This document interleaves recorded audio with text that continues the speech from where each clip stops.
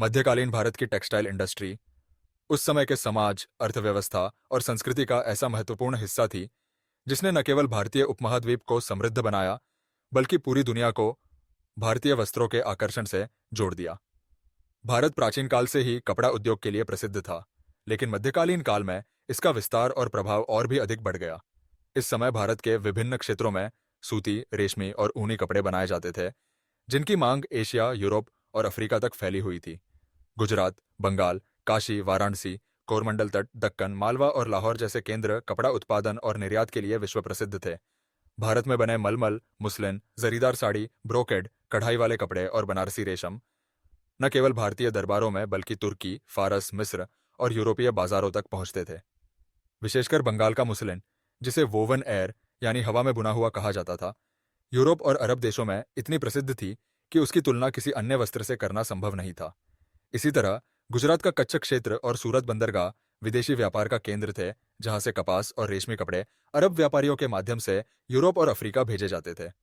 मध्यकालीन काल में मुगल साम्राज्य के शासन में भारतीय वस्त्र उद्योग को और भी अधिक संरक्षण मिला।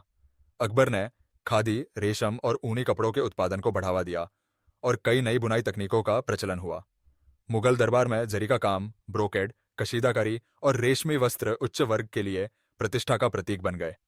बादशाह शाहजहां और औरंगजेब के काल में भारतीय वस्त्रों की ख्याति और भी बढ़ गई और कारीगरों को राजकीय संरक्षण मिला। दरबार के लिए विशेष शाही कार्यशालाएं बनाई गईं, जिन्हें कारखाने कहा जाता था, जहां हजारों बुनकर, कढ़ाईकार और रंगरेज काम करते थे। इन कारखानों में बने वस्त्र दरबार और अमीरों के लिए तैयार किए जाते थे और इन्हें विदेशी बाजारों में भी बेचा जाता था। भारतीय कपड़ा उद्योग में केवल बुनाई ही नहीं बल्कि रंगाई और छपाई की तकनीक भी अत्यंत विकसित थी। प्राकृतिक रंग जैसे नील, केसर, हल्दी और अनार का छिलका वस्त्रों को रंगने के लिए इस्तेमाल किया जाता था। गुजरात और राजस्थान में ब्लॉक प्रिंटिंग और बांधनी, टाई एंड डाई तकनीक का विशेष महत्व था। यही कारण था कि भारतीय कपड़े यूरोप में इतने लोकप्रिय हुए कि पुर्तगाली, डच, अंग्रेज और फ्रांसीसी व्यापारी यहाँ के वस्त्रों के व्यापार में गहरी रुचि लेने लगे। पुर्तगालियों ने सूरत और गोवा से भारतीय कपड़े यूरोप पहुंचाए। डचों ने कोरमंडल और बंगाल से व्यापार शुरू किया, जबकि अंग्रेजों और फ्रांसीसियों ने धीरे धीरे भारतीय कपड़ा उद्योग को अपने नियंत्रण में लेने की कोशिश की। मध्यकालीन भारत की टेक्सटाइल इंडस्ट्री न केवल व्यापार का आधार थी, बल्कि गांवों और कस्बों की अर्थव्यवस्था का भी सहारा थी। लाखों लोग जैसे बुनकर, रंगरेज, कढ़ाईकार, कताई करने वाली महिलाएं और व्यापारी इस उद्योग से जुड़े हुए थे। इस उद्योग ने ग्रामीण और शहरी दोनों समाजों में रोजगार के अवसर दिए और यह स्थानीय संस्कृति और परंपराओं का भी हिस्सा बना। हर क्षेत्र की अपनी विशेषता थी। बंगाल का महीन मलमल, बनारस का जरीदार रेशम, गुजरात का छपा हुआ कपड़ा, दक्षिण भारत का इकट और कांचीपुरम सिल्क, कश्मीर का पश्मीना और दक्कन की पैठनी साड़ियां। इन सभी वस्त्रों की कला और बुनाई तकनीक इतनी अद्वितीय थी कि आज भी यह भारतीय परंपरा का गौरव मानी जाती है। मुगल काल में भारतीय वस्त्रों का निर्यात इतना बढ़ा कि इसे भारत की अर्थव्यवस्था की रीढ़ कहा जाने लगा। सूरत, होगली, मछलीपट्टनम और काशी जैसे बंदरगाहों से कपड़े यूरोप और अरब देशों में भेजे जाते थे। भारत का कपड़ा उद्योग उस समय के विश्व व्यापार का लगभग 25% हिस्सा था। यूरोपीय देशों में भारतीय कपड़े पहनना प्रतिष्ठा का प्रतीक माना जाता था। हालांकि धीरे धीरे जब यूरोपीय कंपनियों, विशेषकर अंग्रेज ईस्ट इंडिया कंपनी, ने भारत में अपना प्रभाव बढ़ाया, तो उन्होंने भारतीय वस्त्र उद्योग को नुकसान पहुंचाने के लिए कई नीतियां अपनाई। यूरोप में मशीन से बने कपड़ों को बढ़ावा दिया गया और भारतीय बुनकरों को भारी करों और प्रतिबंधों के कारण नुकसान झेलना पड़ा।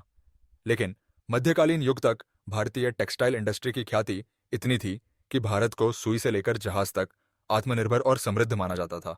इस उद्योग की एक और खासियत थी कि यह केवल आर्थिक नहीं बल्कि सांस्कृतिक भी था। वस्त्रों पर की जाने वाली कढ़ाई, छपाई और डिजाइन स्थानीय परंपराओं, धार्मिक विश्वासों और सामाजिक संरचना को भी प्रदर्शित करती थी। मंदिरों, दरबारों और धार्मिक आयोजनों में विशेष वस्त्र बनाए जाते थे।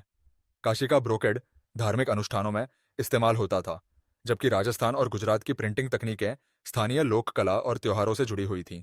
इस प्रकार मध्यकालीन भारत का वस्त्र उद्योग केवल व्यापारिक सफलता का नहीं बल्कि सांस्कृतिक धरोहर का भी प्रतीक था। समग्र रूप से देखा जाए तो मध्यकालीन भारत की टेक्सटाइल इंडस्ट्री ने भारतीय समाज को आर्थिक स्थिरता दी, लाखों लोगों को रोजगार दिया और भारत की पहचान को वैश्विक स्तर पर स्थापित किया। भारतीय कपड़ों की उत्कृष्ट गुणवत्ता, महीन कारीगरी और कलात्मकता ने इसे दुनिया का केंद्र बना दिया। आज भी जब हम बनारसी साड़ी, बंगाल की तांत, कश्मीर का पश्मीना या कांचीपुरम सिल्क देखते हैं, तो हमें मध्यकालीन भारत की उसी महान टेक्सटाइल परंपरा की झलक मिलती है, जिसने भारत को वस्त्रों का स्वर्ग बना दिया था। मध्यकालीन भारत का वस्त्र उद्योग न केवल भारत की आर्थिक शक्ति का आधार था, बल्कि यह भारतीय संस्कृति, कला और शिल्पकला की आत्मा भी था। इस दौर में वस्त्र उत्पादन केवल आजीविका का साधन नहीं, बल्कि शिल्पियों के गर्व और पहचान का प्रतीक था। जब हम इस दौर की गहराई में झांकते हैं, तो हमें यह समझ आता है कि कैसे वस्त्र उद्योग ने न केवल भारतीय समाज की आवश्यकताओं को पूरा किया, बल्कि दुनिया भर के देशों के साथ व्यापारिक संबंधों को भी मजबूती दी। भारत को उस समय सोने की चिड़िया कहने का बड़ा कारण यही था कि यहाँ का कपड़ा, रेशम, सूती धागे और कढ़ाईदार वस्त्र पूरी दुनिया में प्रसिद्ध थे। बंगाल का मुसलिन इतना महीन और हल्का होता था कि कहा जाता है कि पूरा कपड़ा एक अंगूठी में से निकाल लिया जाता था। ढाका का जामदानी एक उत्कृष्ट नमूना था, जिसे बनाने में महीनों लग जाते थे, लेकिन उसका मूल्य इतना अधिक होता था कि अमीर घरानों और विदेशी व्यापारियों में इसकी मांग हमेशा बनी रहती थी। गुजरात और मालवा के वस्त्र उद्योग भी उतने ही समृद्ध थे। यहाँ के रंग बिरंगे वस्त्र, छापे वाले कपड़े, बंधनी और पटोला जैसी शैलियाँ यूरोप और पश्चिम एशिया तक निर्यात होती थीं। गुजरात के बंदरगाह शहर सूरत उस समय अंतर्राष्ट्रीय व्यापार का प्रमुख केंद्र बन चुका था, जहाँ से वस्त्रों की खेप अरब, फारस, मिस्र और यूरोप तक जाती थी। इसके अलावा दक्षिण भारत का कांचीपुरम रेशमी वस्त्रों के लिए प्रसिद्ध था। कांचीपुरम की साड़ियों की चमक और कढ़ाई की नफासत आज भी जीवित परंपरा है, लेकिन इसकी जड़ें मध्यकाल में ही मजबूत हो चुकी थीं। इसी तरह दक्षिण भारत के कोरमंडल तट से कपास और रंग बिरंगे वस्त्रों का निर्यात होता था। मध्यकालीन भारत में वस्त्रों की मांग केवल आम जनता तक सीमित नहीं थी, बल्कि शाही दरबार, अमीरजादों और जागीरदारों के लिए भी विशेष प्रकार के वस्त्र बनाए जाते थे। बादशाह और राजाओं के वस्त्र सोने चांदी के तार से कढ़ाई किए हुए होते थे, जिन्हें जरी या जरीदार वस्त्र कहा जाता था। मुगल दरबार में, खासतौर पर बादशाह शाहजहां और जहांगीर के समय में, वस्त्र उद्योग ने अपनी ऊंचाई को छुआ। मखमल, रेशम और ब्रोकेट जैसे शानदार वस्त्र दरबारों की शान हुआ करते थे। औरतों के लिए खासतौर पर बनारसी साड़ी और जरी कढ़ाई वाले वस्त्र तैयार किए जाते थे। वाराणसी, काशी का वस्त्र उद्योग पूरे मध्यकाल में अपनी विशिष्ट पहचान बनाए रहा। वहीं लखनऊ का चिकनकारी का काम भी इस काल में उभरकर सामने आया, जिसकी बारीक नक्काशी और धागों से बनाई गई कढ़ाई आज भी पूरी दुनिया में प्रसिद्ध है। लखनऊ की महिलाएं और शिल्पकार महीन सुई धागे से ऐसे डिजाइन बनाते थे जो देखने वालों को मंत्रमुग्ध कर देते थे। वस्त्र उद्योग का इतना व्यापक विस्तार इस कारण भी संभव हो पाया क्योंकि भारत में प्राकृतिक संसाधनों की भरमार थी। कपास की खेती मध्यकाल में बहुत बड़े पैमाने पर होती थी। गुजरात, महाराष्ट्र,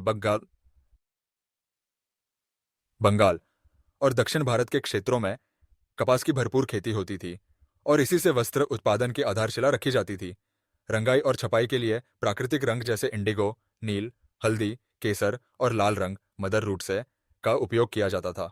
भारत का नील उद्योग यूरोपीय व्यापारियों के लिए सबसे बड़ा आकर्षण था और इसके कारण कई बार स्थानीय किसानों और विदेशी व्यापारियों के बीच संघर्ष भी हुए। विदेशी व्यापारियों की बात करें तो सबसे पहले अरब व्यापारी भारतीय वस्त्रों के बड़े ग्राहक थे। वे भारत से बढ़िया सूती कपड़ा और रेशम लेकर पश्चिम एशिया और अफ्रीका तक पहुंचाते थे। इसके बाद पुर्तगाली, डच, अंग्रेज और फ्रांसीसी व्यापारी भी भारतीय वस्त्र उद्योग में गहरी रुचि लेने लगे। यूरोप में भारतीय कपड़े की इतनी मांग थी कि वहां की महिलाएं भारतीय सूती कपड़े पहनने लगीं और इसे फैशन का हिस्सा मानने लगीं। इंग्लैंड और फ्रांस के स्थानीय वस्त्र उद्योग को भारी नुकसान हुआ और वहां की सरकारों को कई बार भारतीय कपड़ों के आयात पर रोक लगाने जैसी नीतियां बनानी पड़ी। इस दौर की सबसे बड़ी खासियत यह थी कि वस्त्र उद्योग सिर्फ बड़े शहरी केंद्रों तक सीमित नहीं था, बल्कि गांव-गांव में छोटे छोटे बुनकर, कताई करने वाले, रंगाई और छपाई का काम करने वाले कारीगर भी इस उद्योग का अहम हिस्सा थे। इससे ग्रामीण अर्थव्यवस्था मजबूत रहती थी और लाखों परिवारों को रोजगार मिलता था। यह कहना गलत नहीं होगा कि वस्त्र उद्योग ने भारत के सामाजिक और आर्थिक ढांचे को जोड़ने का काम किया। महिलाओं की भूमिका भी इस उद्योग में कम नहीं थी।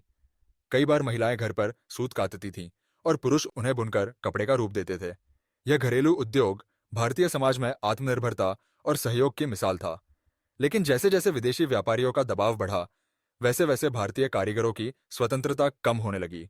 यूरोपीय कंपनियों ने भारत से कच्चा माल खरीदना शुरू किया और भारत में बने कपड़ों को सस्ते दामों पर खरीदकर विदेशों में ऊंचे दाम पर बेचना शुरू किया।